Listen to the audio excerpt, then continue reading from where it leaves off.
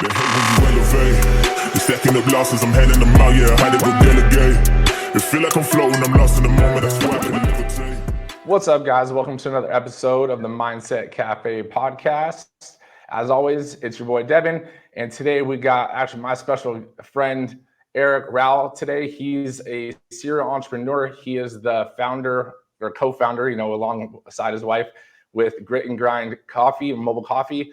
We'll dive into some of that stuff. They also have a podcast that they host, The Grit Behind the Grind, as well as he's in some real estate and some consulting and stuff as well. But bringing him on today, he's faced a lot of the struggles that you are either facing or are going to face as an entrepreneur. So alongside that, he is an avid workout, connoisseur. I see him posting his workouts daily at 4 a.m., 5 a.m., hitting the cold plunge with his wife.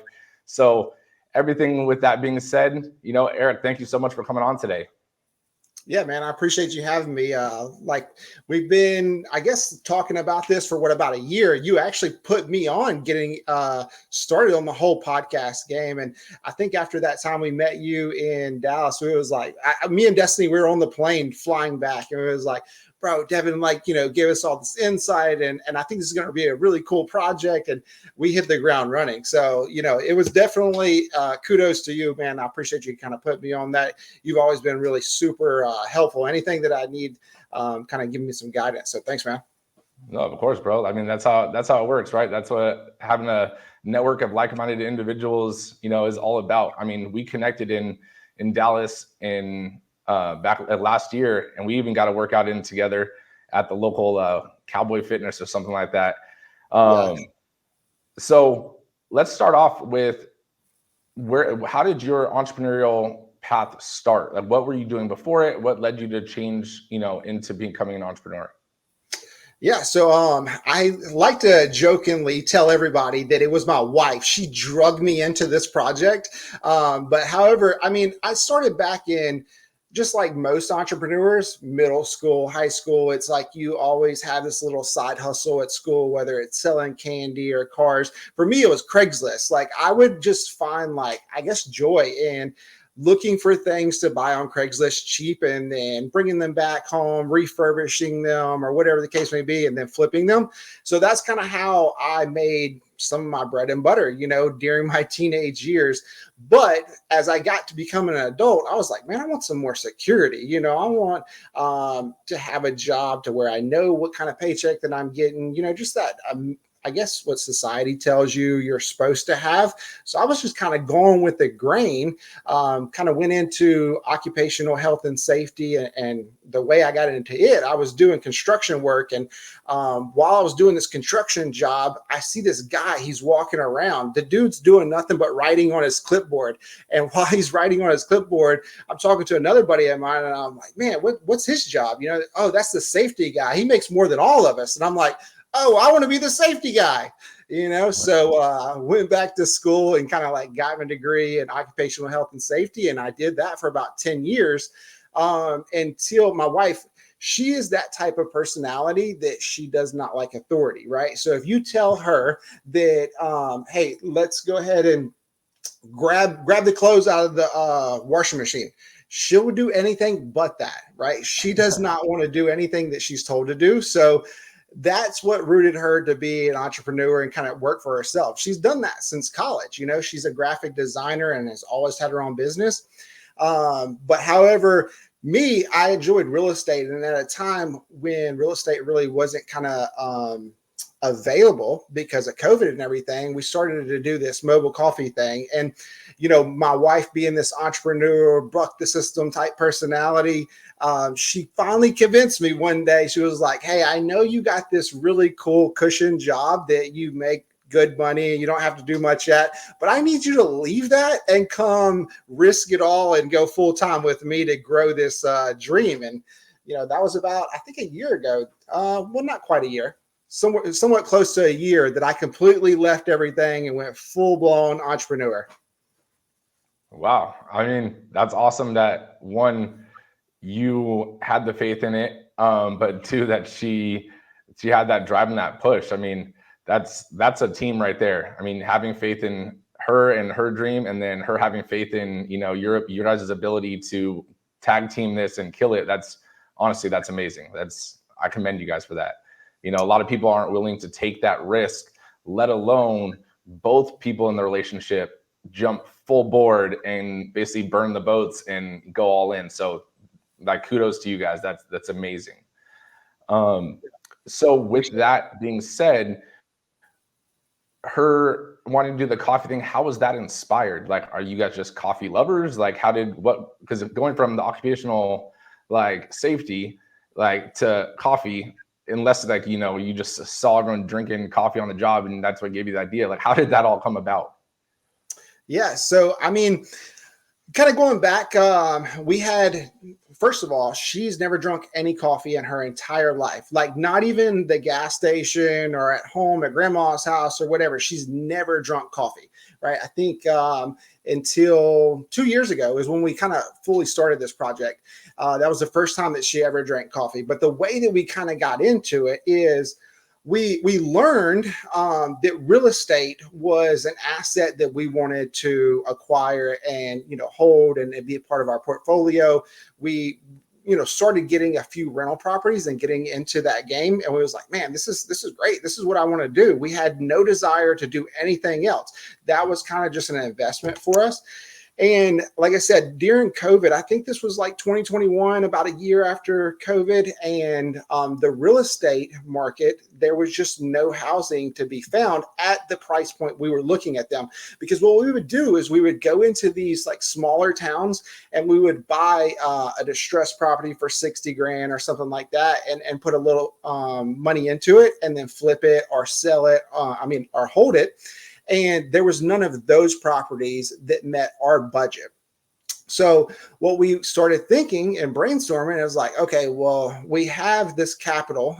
We had just sold a property and was like, where can we put it? What vehicle can we put it in that gets us that type of return? And at that time, our goal was just to, hey, go park this, let's say 30, 40 grand and get $1,000 a month. Right. So that was kind of our metric and our number at that time. It was like, man, let's do food trucks. And there was a few of those in our areas. And then as we start doing our due diligence and our research on the food truck industry, it was like, man, you know what? There's no coffee trucks or trailers around here. Let's do that. And it got my wife a little more excited because even though she's not a coffee person, she is phenomenal when it comes to photography and marketing and graphic design. So she was like, man, she was actually at the time, taking pictures for other small business owners and kind of helping them grow their brand. She was like, I think this would be something that I enjoy. So it kind of started checking multiple boxes for us. So that's kind of how we got into it. We was like, all right, well, we're going to go all in on the investment side, not, staffing it or running it. It was always a part-time gig. We was going to do events on the weekends, maybe get a high schooler to run it when we're, not there during the week for a few hours a day. And then once we seen the numbers and basically the opportunity after getting into it, then that's when we started refocusing our mind. Hey, maybe we need to pour a little more gas to this fire, right? So that's kind of how that all came about. That's awesome. And now you guys even have like your own coffee line and stuff like that, right? Yeah, definitely. It's basically evolved, right? We have our own coffee line. We started franchising. Anytime that we're thinking about a business that we're 100% focused on, we're trying to figure out, okay, that be our umbrella. How many silos can I build inside that umbrella to ultimately create revenue on things that I would pay for anyway? So launching our own coffee brand just made sense. And honestly, like when you sent it over, like it's actually really good. So, I'll definitely put a link in the bio for that one. If you guys need some bomb coffee. I use it. I'm not sure if you're supposed to use it in the French press, but I used it in the French press and it was amazing. So make sure you guys grab some grit and grind coffee. I think that's one of the reasons that we really connected alongside of our, love for fitness in Dallas. It was, we didn't even know we were both in like the same franchising space initially. We just started working out and then asking what each other were doing at this networking event for real business owners. And then all of a sudden, I told you about, the Strive franchise, and then you're like, that's crazy. Like, I'm actually in a franchise too. And I was like, dude, like, you do not just meet people that are launching franchises like that. So I think that's, one of the reasons we really kicked it off. And, it's amazing, honestly, to see you guys continue to grow and how we go back and forth and, kind of brainstorm. It's amazing. So with that being said, like, let's tie before we keep going into the business. How has your guys' mindset been changed from having that steady paycheck to now, or at least along of till now, right? Because not having that steady paycheck and burning the boats, it can be stressful. It can be kind of scary. What were some of those battles in your mind that you were dealing with because you left that stable job? Yeah, I think for me and my wife, we've been through a lot of, I guess, trials in our life. And it's something that we consider an asset. It allows, I feel like entrepreneur is all about risk, right? And if you want to have more of that risk, you're going to base that on your experiences and how did they go? And, what were the outcomes of all of those? So for us, I guess, a life hack, right? We've been to the bottom and lost everything. We both kind of grew up, middle class, but as we were growing up, we had some poor decisions that we made in our life that we kind of lost everything and then rebuilt it from there. So the risk factor for us is, I believe, less, and we're, I guess, more comfortable risking it all on something that we believe in. Now, granted, we do our due diligence, and that was another key part of it is we did our homework. We made sure that all the boxes were checked. And then from there, we was like, okay, well, if we do risk everything, can we rebuild it again? The answer is yes, right? So it was us doing our due diligence and then also knowing that it's not the end of the world if I do lose. Right? Am I willing to go all in? And once I identified the answer was yes, I am willing to go all in. It's like, okay, then burn the boats, right? Because I don't need to have that exit strategy, because when things get hard, I am going to kind of, start stepping back. And that's not what I'm trying to do. I'm trying to go all in to make sure that I'm successful. That's amazing. That's powerful right there.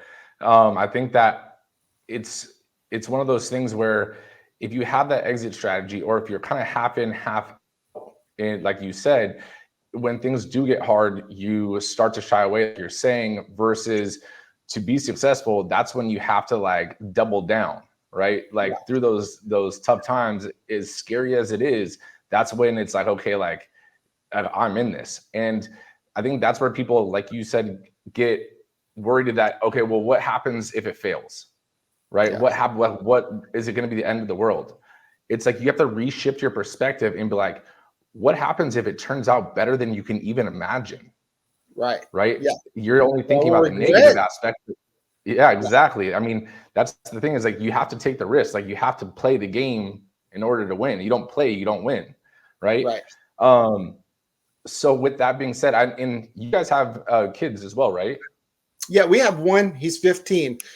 Crazy thing is like basically his entire life, as his father, I kind of like say little things or, just check him in the hallway just to let him know who's boss, right? And the other day I was walking in the hallway and I checked him. I gave him a little, shoulder bump, and he didn't move. I was like, wow, he's actually getting taller than me. So, yeah. That's awesome. I mean, like, I want to touch base on that, because not only did you and Destiny like just dive all in, and you guys, let's say, being a new couple, or a couple with no kids, like, you guys are parents, right? I mean, I'm saying, like, I have a 2-year-old, right? And it's one of those things where I think that that's where a lot of people hesitate, and they stick with that comfort because they're like, well, I have a family, I have a kid. And so what would your advice be to someone that wants to take that entrepreneurial jump like you guys did, but they're worried about, their security and stuff like that with, having a family? So a few things. One is, again, whatever decision you're trying to make in life, do your research, do your due diligence, right? And then trust yourself. And that will allow you to make a more sound decision. For us, it's being super transparent, right? I mean, like I said, my kid's 15, and ever since he's been, I don't know, maybe 11 or 12, we've had a really, really super transparent relationship. And it's basically sitting him down and saying, hey, Braden, look, this is what we're thinking about doing. And here's why. Almost like I'm going to an investment banker or something, right? And I've got my whole business plan. I'm sitting down with my kid and going over that, like, hey, this is going to work like this. And then this is going to be the reward for us taking this risk. I mean, you get uncomfortable and it's going to allow you to grow. Right. And it's one of the hacks. I mean, basically for me, as a person, I feel like I've allowed myself to level up so much because I figured out a few small life hacks. And that is being one of them. You know, if I'm comfortable, I know I'm not growing. So get uncomfortable. And those are the same things that I'm telling my kid. Now, of course, you want them to be on the same page. But at the same time, I know that I've done more research, study the market, just kind of like vetted the whole deal more than my kid is, right? So I know that I'm not just going to solely rely on his response or emotions. I'm going to trust my decision that I made, but I'm also going to bring him and let him be a part of the plan.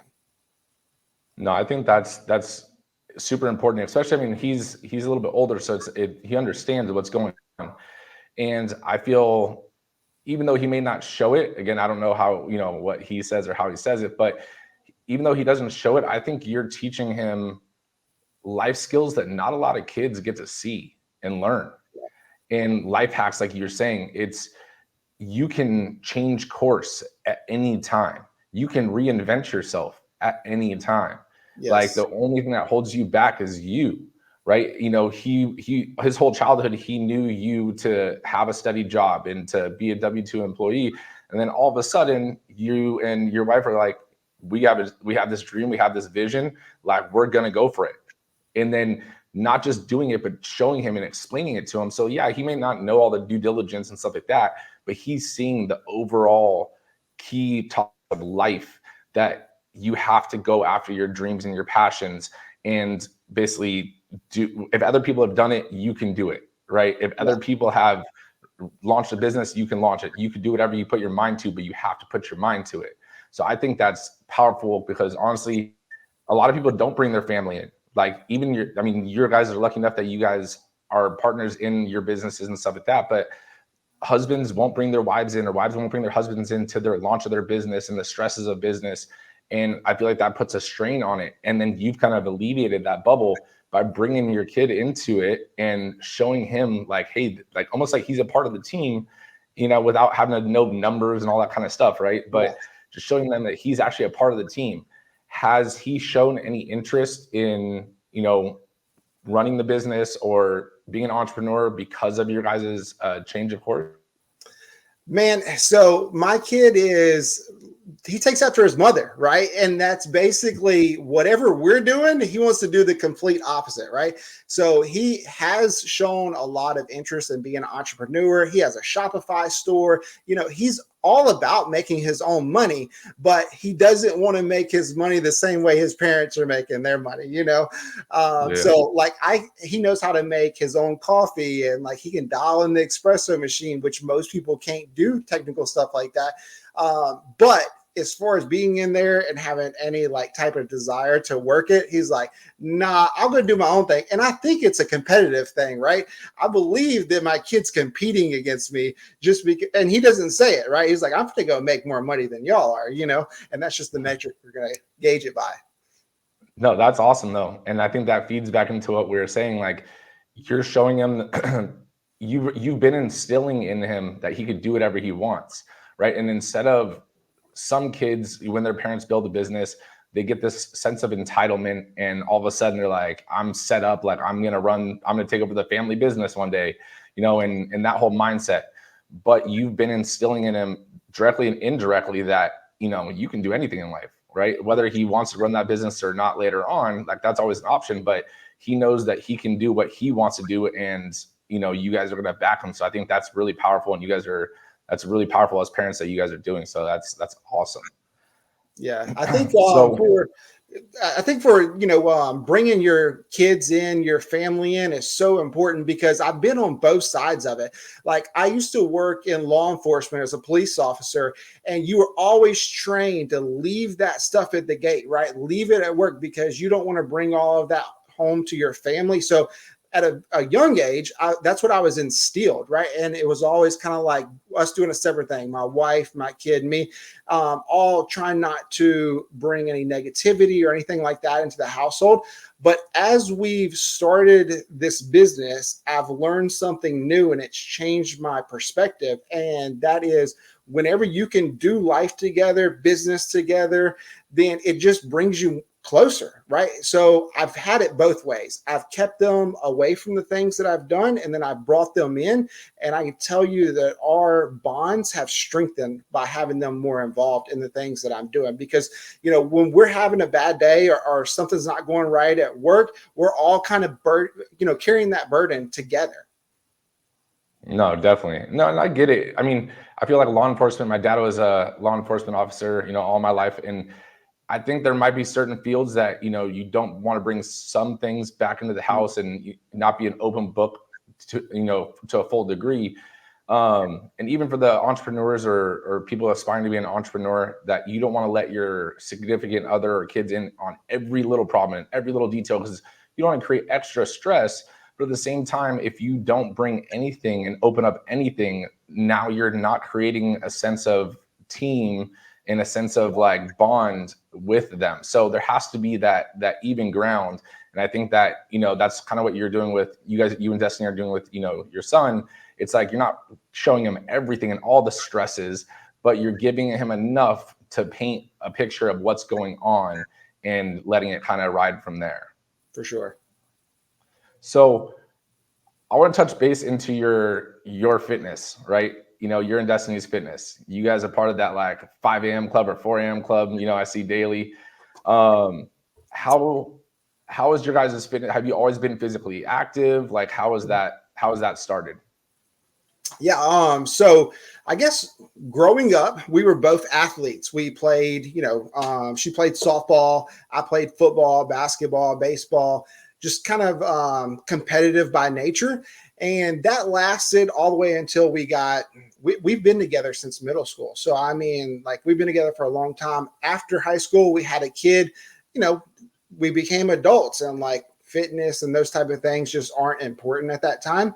And that was kind of around the time where my whole life kind of took a turn on getting hooked on pain medicine and things like that. So I went from, I think I walk around about like 180, 175, and I blew up to like 260, 265. So about 100 pounds more than I currently am now. Stayed that way for about 5 years.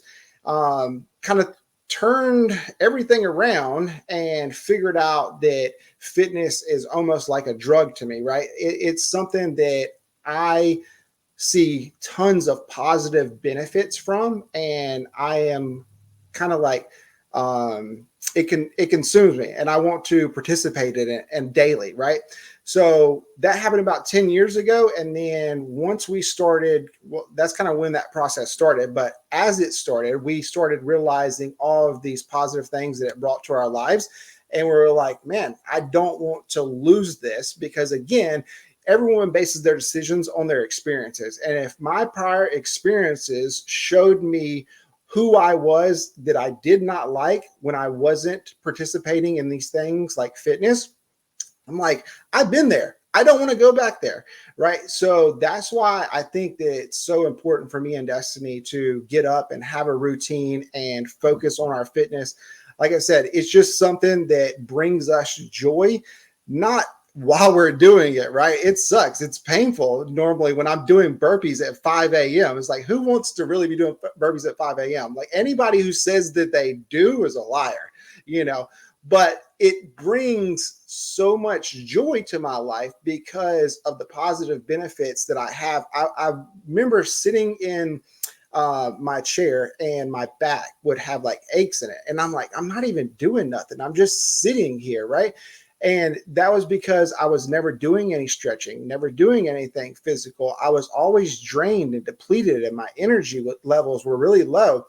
But now that I go and do these hard things at 5 a.m. in the morning and I focus on them, I don't have those aches and pains that are from not doing anything. And then I also have this energy that I genuinely enjoy. No, that's awesome. So two parts before we jump into the addiction thing that you mentioned. Does your son work out with you guys at all?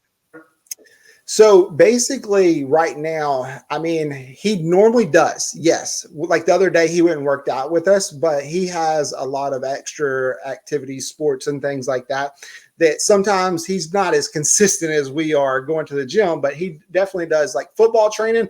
He's like, Dad, I just got done with football training. I don't want to go to the gym too. So he's not on the 2-a-days with us. And waking up a 15-year-old at 5 a.m. to go work out or 4 a.m. to go work out is probably not the easiest either. Right. So the second part to that is, how do you feel that working out affects your mindset or your mental clarity with business? Man, I always draw on me going through the workout probably that day or the day before. I'm like, man, I remember doing that 2,000 meter row and getting to 1,000 meters and wanting to quit, but not quitting.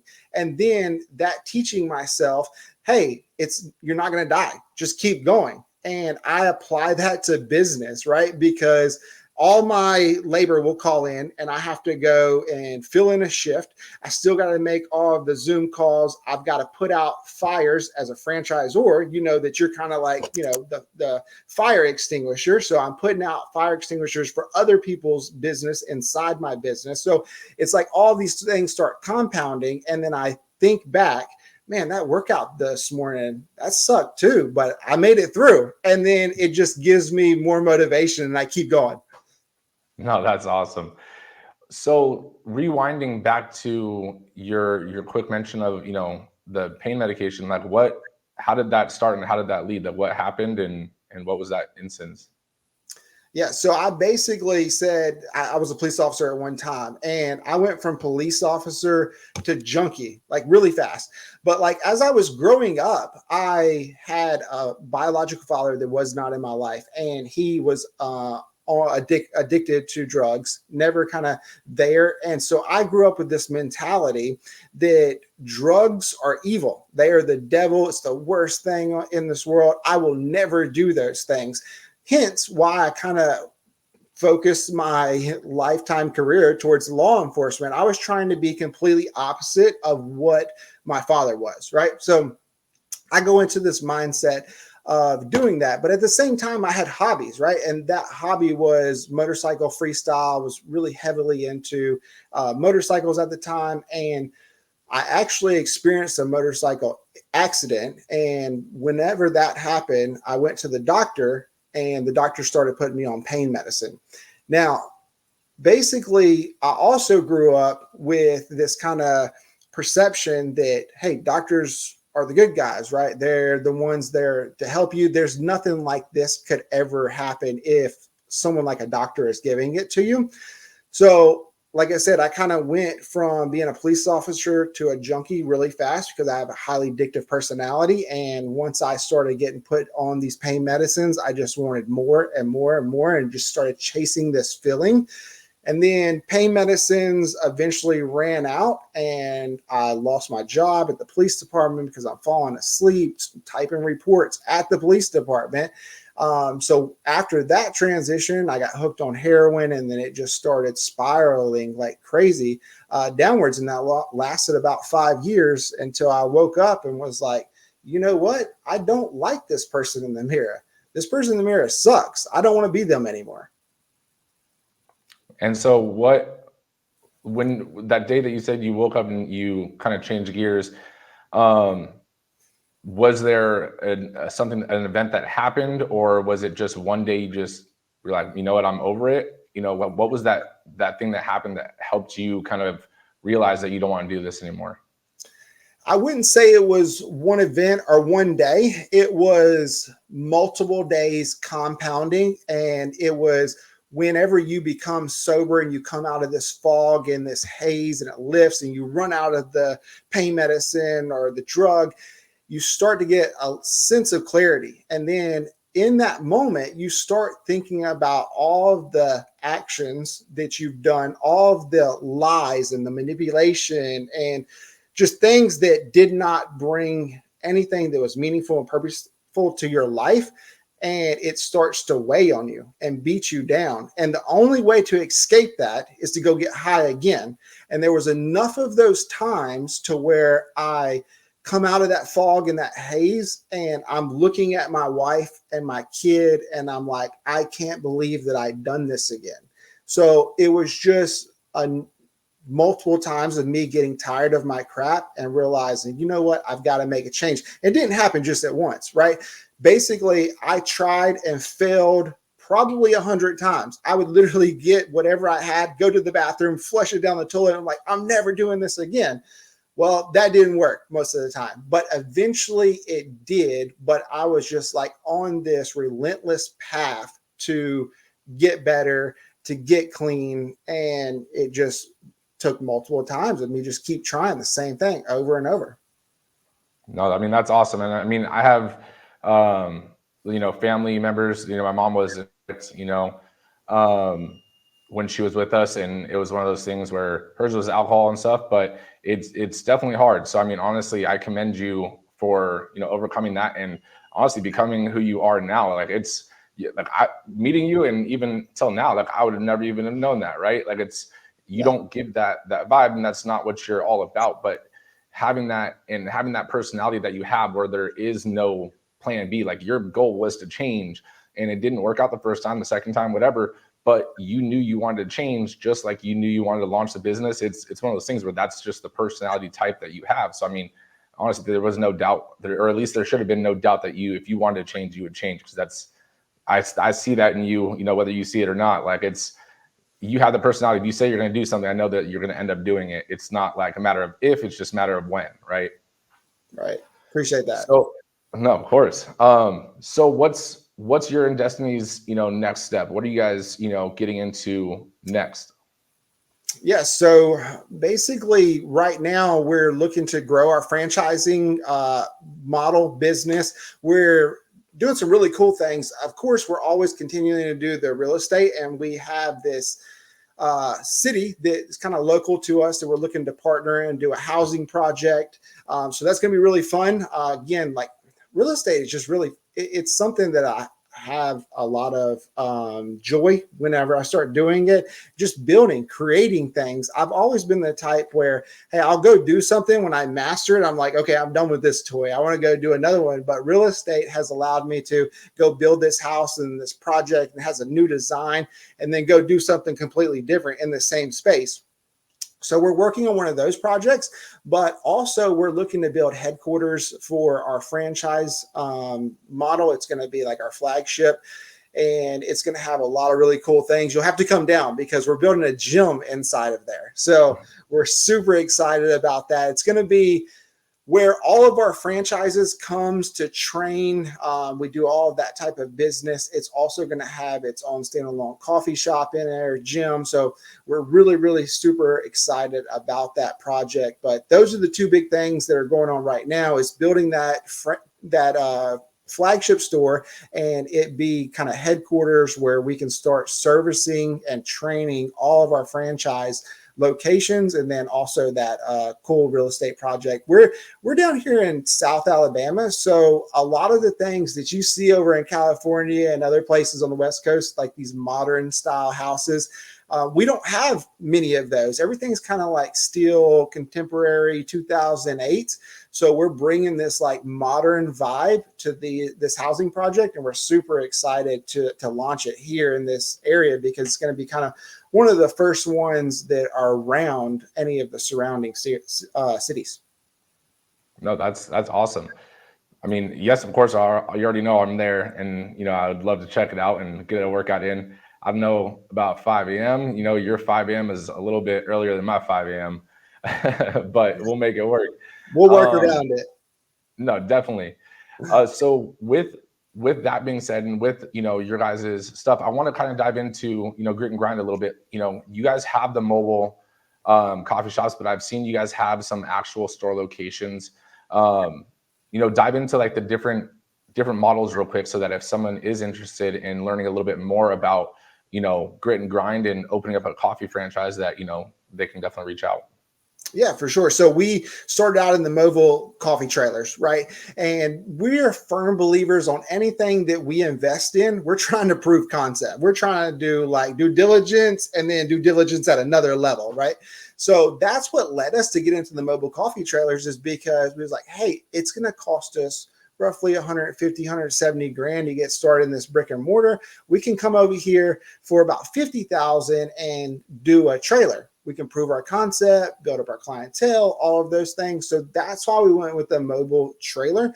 There's pros and cons in everything you do, right? So the mobile trailers, all of the pain points and cons led us to build the brick and mortars and the shops. And then just simple things like not having to have a commercial kitchen to operate out of someone else's commissary. Then all of our products being stored. Where are you going to put those? We're going to put those in our garage for right now. Well, all of those pain points, we was like, let's go and open up the coffee shop after we already proved our concept. And so that's what we did. And the coffee shops are great because it checks the even more boxes for us. What we wanted to do is create this space where people that were like-minded, entrepreneurs, just kind of wanting somewhere to go and hang out and fellowship and connect with other entrepreneurs. And I believe that our brand has really kind of like set themselves apart for a few things. One is customer service. We tell all of our people when we come in and we train, it was like, if you want to know how you need to perform at our business, go through the Chick-fil-A drive-through line, right? Just go spin around, order you some food. Like, customer service needs to be number one.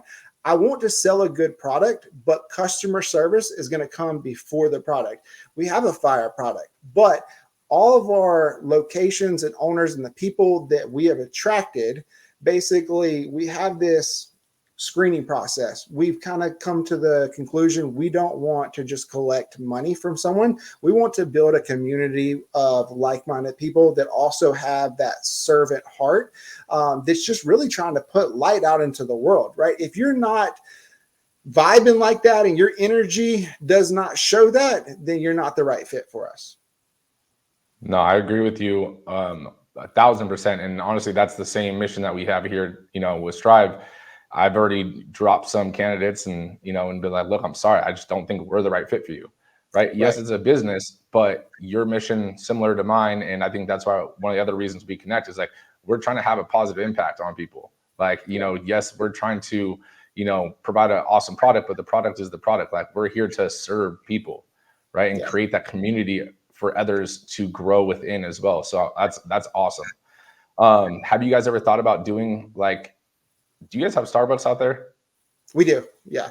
Okay. So the only reason I mentioned that is because your guys' mobile coffee shop has also led me to another idea that I'll talk to you about, off air and stuff with Strive. But one of the other things I was thinking of, I saw the other day was like coffee shops in like Vaughn's or I don't know, grocery stores you guys have out there. But like, have you ever walked into a grocery store and then all of a sudden there's like a kiosk that's a separate business within a business? Right. Yeah. Yeah, for sure. Is that something that you guys might, kind of expand into? Yeah, definitely. I mean, for us, I think we like more of those collaboration style partnerships, you know what I mean? Because at the end of the day, let's say you got a fitness business and I've got a coffee shop, and that we think that our ideal client ultimately loves fitness and they love coffee. Why wouldn't I come together and us try to create this really awesome space for us both to benefit? And then we're also both kind of like sharing that workload of launching it and everything else. I like those type of ideas way better than I like going and build my own coffee shop just in, wherever. I see what you tried to do. I see what you did there, the grit and grind and strive collaboration. I got you. Yeah. Do you guys do coffee? I've seen some of the shakes and stuff from some of your locations post and stuff like that. Do you guys do, since you guys are into fitness, I get the grind part of the grit and grind, but like the grit part within your love for fitness, do you guys do like coffee protein shakes or, any of those kind of smoothies as well? Is it strictly just like coffee and smoothies and stuff like that? Yeah. So my wife, going back to her not being, she's the one who comes up with the menu, right? And kind of does all of those things. And her not being a coffee lover, we definitely have this whole other piece to the menu that she wanted to create because she didn't want to be exclusive to coffee people. She was trying to reach not only coffee people, but the people like she was before she started this business. So we have iced coffees, hot coffees, coffee shakes, frappes. Then we have this other menu that has acai bowls, lemonades, and like our lemonades and other products, we try to pride ourselves because we have things that don't have like red 40 in them. And we try to spend a little bit more money to have something a little more natural that's better for the customer, but we don't sacrifice quality trying to make the product better for the customer. So we're thinking like that and trying to create things that's not just exclusively. We want anybody who walks up, it doesn't matter if you're a coffee, caffeine person, whoever, that you have something that you're able to purchase and we have that, share that experience together. No, definitely. Well, we'll have to talk more about that, as well as some other ideas like we always do. But before we go, I want you to, if you had to leave, let's say, hypothetically speaking, all your businesses and everything is, wiped away. If you had like one message that you could leave for the world, what would that message be? Man, I think it's just the way that I live, and it's if whatever you put out into the world is what you're going to get back, right? I remember at one time whenever I was in a dark place and I was doing addiction, I was hanging out with a certain crowd of people, and that's when I would have things stolen or I would be in jail or whatever negative that was happening to me is the people that I was surrounding myself with and what I was putting back into society. But ever since I've changed my life and the way that I try to carry myself, if someone's pulled over on the side of the road and they're changing a tire, I'm going to try to stop, not because I need recognition, just because I want to help somebody, right? And if you do those type of acts, it comes back to you. That's all I see. That's all I'm surrounding myself with. So whatever I'm putting out into the world is coming back to me. So just put out light, love others. That's awesome. Well, where can people connect with you or learn about, Grit and Grind coffee? Obviously, I'll put it in the show notes as well. But, if you want to mention that real quick.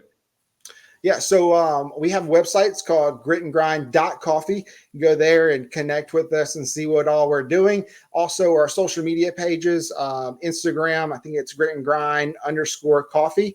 So you can connect with us there. Just reach out anytime anybody has anything. We'd love to connect. Well, Eric, thank you so much for coming on today. And we'll definitely have to catch up soon. And then everyone listening in right now, make sure you guys share this with a friend. There was a lot of knowledge on different aspects from mindset to business to, addiction to everything. But make sure you guys share it, and leave that review because that's what helps us keep going. But Eric, thank you so much for coming on today. Yeah, thanks, bro.